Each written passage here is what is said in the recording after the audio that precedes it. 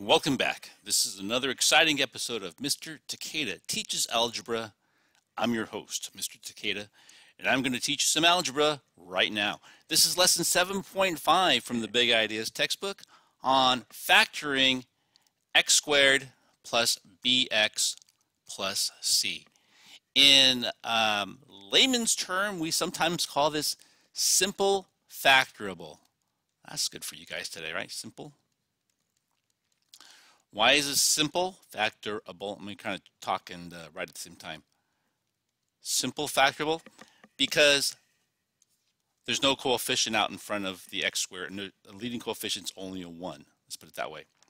This essential question about using algebra tiles, we're not going to do that. We might play with them in class a little bit, but really the important part is learning the relationship between all these terms and how to factor them to solve these equations. Let's take a look at our core concept here. Actually, let's not even worry about this. Let's get right into the explanation and the examples. I think would be easier for us. Okay, so I'm going to rewrite this a little bit bigger here. X squared plus 10x plus 16. Now everything's positive here, and that works out okay.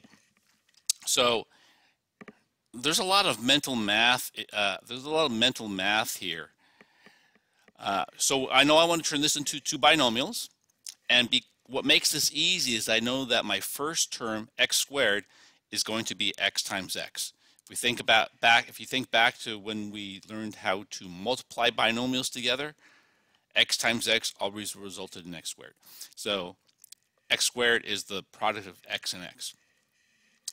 The fact that everything's positive makes this kind of easy because everything will be positive here. And now here's where you kind of have to listen and you have to think about what we're going to do here.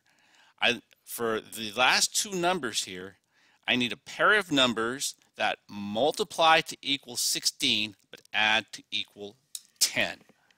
Okay, so I could write these out. I need a pair of numbers that multiply to equal 16. So if I factor 16, I can think 1 times 16, 2 times 8, and 4 times 4. So 2 times 8 is 16, but 2 plus 8 equals 10.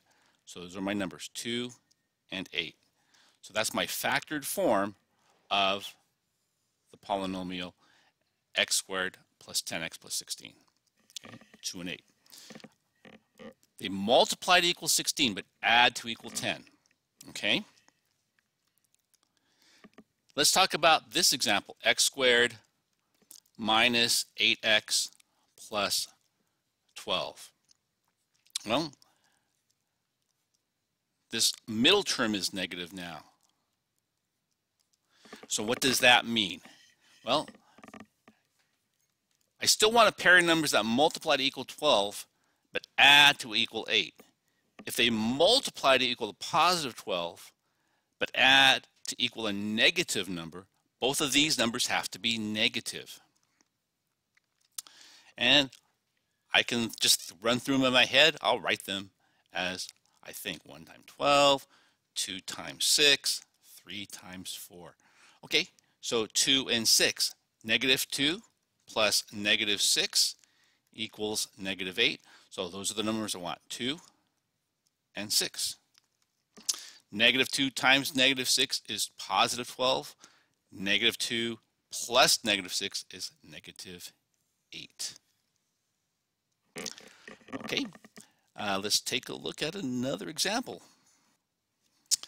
This is the more complicated one here,